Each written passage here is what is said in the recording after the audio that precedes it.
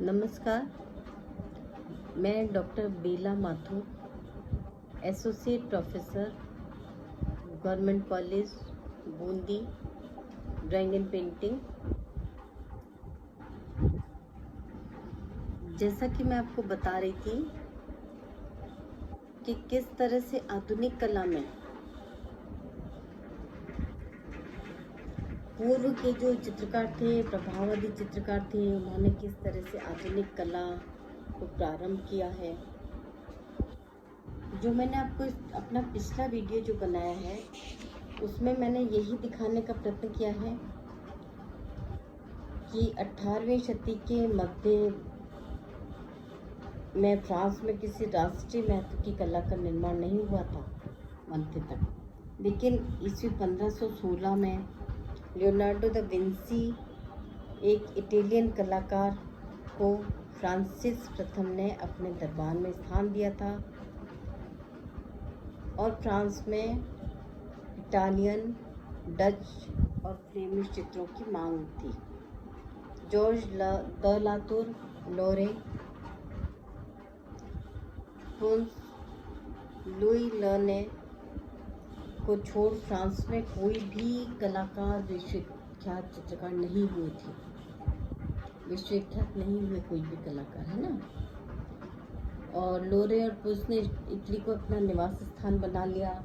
George the Latur ने ईसा के जीवन की घटनाएं चित्रित की और मैंने आपको ये भी बताया था कि किस तरह से इन्होंने कृत्रिम छाया प्रकाश लगाकर मानव के शरीर को चित्रित किया, नैसर्गिकतावादी चित्रण किया। ठीक है, ये सब प्रभाव आता जा रहे हैं। अब आप देखिए, ठीक है ना। ल ने भाइयों ने किसानों के जीवन को परिणामकारक यथार्थवादी शैली में भी चित्रित किया था। पुंस की कला में रैफिल का स्पष्ट प्रभाव है ना। फिर मैंने आपको ये भी बताया था कि पुंस को हम मौलिक प्रतिभा के कलाकार नहीं मान सकते, किंतु उन्होंने पुनर्जागरण कालीन इटालियन कला का गहरा अध्ययन कर शास्त्र शुद्ध शैली का पूर्ण विकास भी किया है। उस शैली के उनके चित्रों ने आधुनिक चित्रकला के जन्मदाता सेजा को बहुत प्रभावित किया कि वे पुंस को अपना प्रेरणा स्थान मानते थे। लोरे भी कोई विशेष प्रतिभा के चित्रकार नहीं थे, किंतु उन्होंने कला में प्रकट चित्रण को स्वतंत्र महत्वपूर्ण स्थान प्राप्त कराया। उन्होंने सिद्ध किया कि मानव जीवन रहित प्राकृतिक दृश्य भी प्रभावी चित्रण के उपयुक्त विषय हो सकते हैं। ऐसा नहीं है कि जैसे कुछ लोग मानते हैं कि जो मानवाकृतियाँ हैं, जो मानव के जीवन से जुड़े जो घटनाएं हैं, जीवन से जुड़े जो चित्र हैं, वो ही खास चित्र हैं। लेकिन मैं बताऊँ, ऐसा कुछ नहीं है। कुछ कृतियाँ ऐसा भी हैं जिसमें प्राकृतिक दृश्य ज़्यादा प्रभावी होते हैं। जैसे देखिए, हम लैंडस्केप चित्रण करते हैं, प्राकृतिक चित्रण करते हैं, तो उसमें हम क्या करते हैं? प्रकृति का गहन अध्ययन करते हैं। प्रकृति चित्रण जो है, लैंडस्केप पेंटिंग, उसमें प्रकृति का गहन अध्ययन करते हैं हम। जरूरी नहीं है कि उस चित्र में कोई मानवाकृति हो ही हो। प्राकृतिक दृश्य भी चित्रण को बहुत प्रभावी बना सकते हैं और प्राकृतिक दृश्य भी उतने ही प्रभावपूर्ण हो सकते हैं, क्योंकि जब भी हम प्रकृति को देखते हैं, आप देखिए, प्रकृति हमारे मन मस्तिष्क पर बहुत प्रभाव डालती है।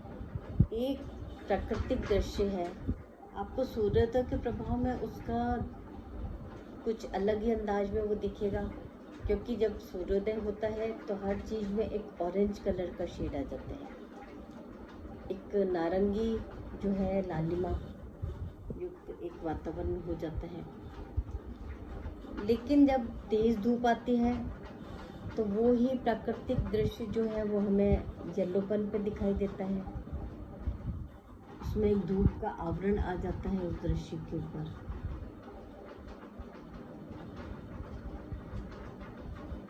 और यही प्राकृतिक दृश्य जब बादल, काले बादल उमड़ घुमड़ कर आते हैं, तो बादलों से जब ये दृश्य ढक जाता है प्राकृतिक दृश्य, तब वो कुछ अलग ही अंदाज में हमें नजर आता है। और वही प्राकृतिक दृश्य सेम जो है, हम अभी उसको चेंज नहीं कर रहे, वही प्राकृतिक दृश्य जो है हमें रात के वातावरण में नीलिमा युक्त नजर आने लगता है। जब गहन अंधेरी काली रात होती है तब वही प्राकृतिक दृश्य घनघोर काले अंधियारे के रूप में हमें नजर आने लगता है। मैं एक ही दृश्य की बात कर रही हूँ, मैं आपको एक ही दृश्य हमें अलग अलग प्रभाव उसी में दिखाई देने लगते हैं। है ऐसा? मैं आप लोग से ही पूछती हूँ कि क्या आप भी ऐसा महसूस करते हैं?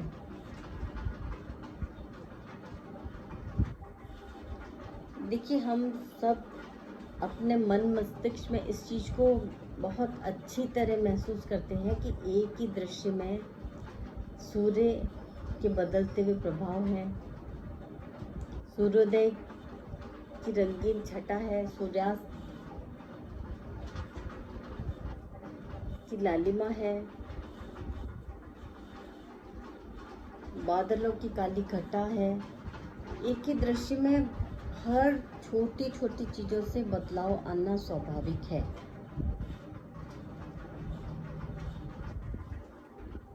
और मानव जीवन रहित प्राकृतिक दृश्य भी प्रभावी चित्रण के लिए उपयुक्त विषय हो सकता है,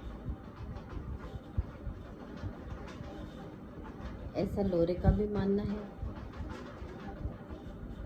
फिर भी उनके चित्रों में भी बहाने के रूप में क्यों न हो, छोटी मनुष्य आकृतियों का समावेश है।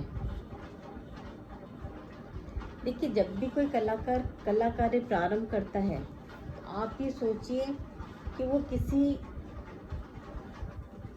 चीज में बंद कर नहीं रहता, क्योंकि उसका मन चंचल होता है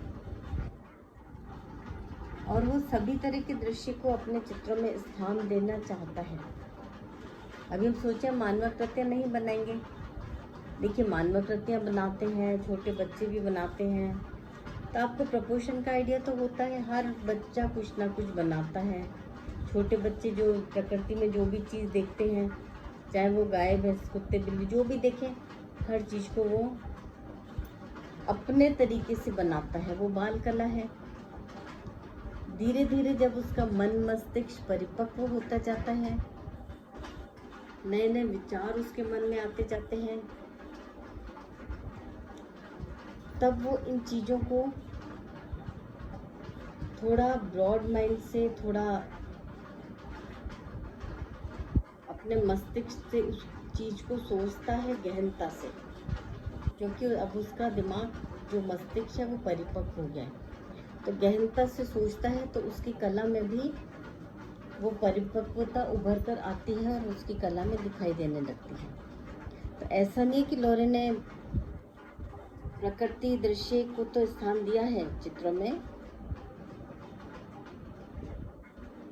लेकिन प्रकृति चित्रण को स्वतंत्र रूप से बनाया है और स्वतंत्रता को अपने चित्रों में महत्वपूर्ण स्थान दिया है कि स्वतंत्र चित्रण करें। और मनुष्य कृतियों का भी इनके चित्रों में कहीं ना कहीं समावेश जरूर है। छोटी मनुष्य कृतियों का समावेश है, पर है ऐसा नहीं है कि ये पूरी तरह से प्रकृति चित्रण पर ही बंद कर रह गए।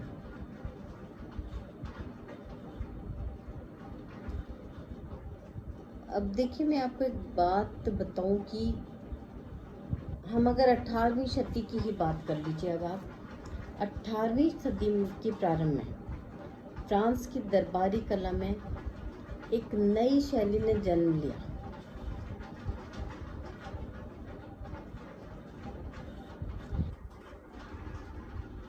अब हम धीरे धीरे कला के बारे में आते जा रहे हैं आगे कि आधुनिक कला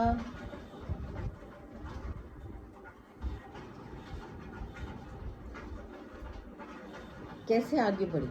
18वीं सदी के प्रारंभ में फ्रांस की दरबारी कला में एक नई शैली ने जन्म लिया।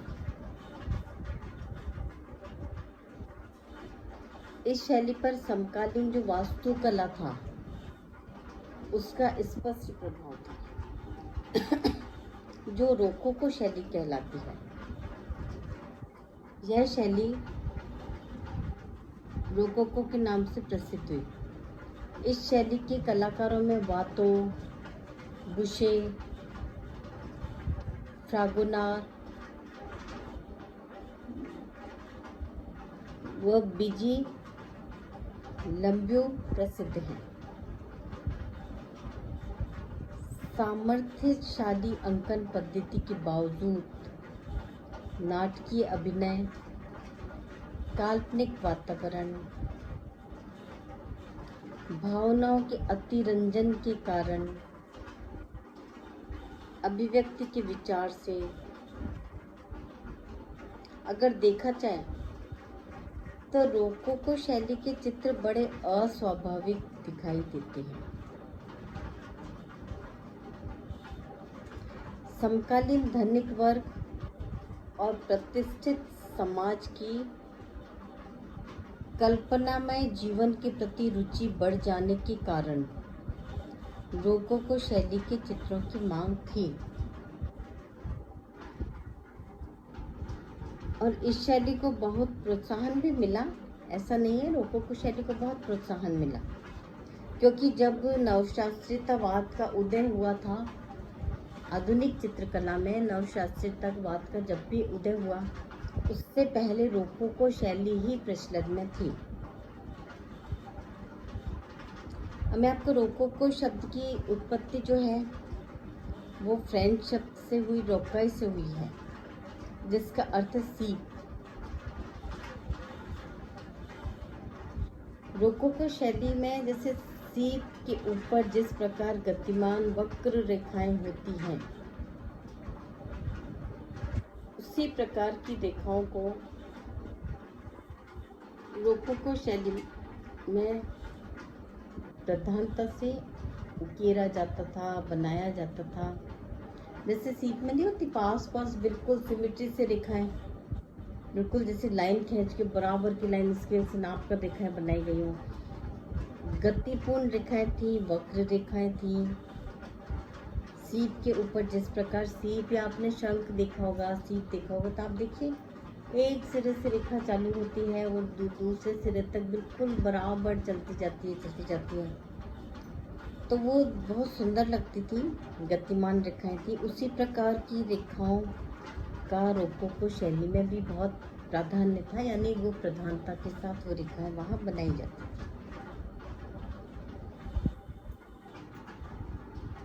और ऐसी रेखाओं से बद्ध जो आकारों की इस शैली में भरमार होती थी रोकोको शैली में, अर्थात सर्वसाधारण जनजीवन के यथार्थ चित्रण का उसमें नाम भी नहीं था।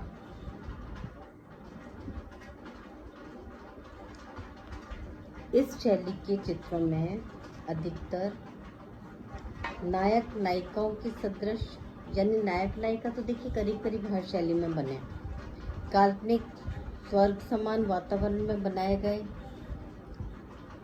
राजा दरबारी लोगों के व्यक्ति चित्र और ग्रीक और रोमन पुराणों से लिए गए देवताओं, परियों एवं अन्य अति मानवीय शक्तियों के चित्र हुआ करते थे।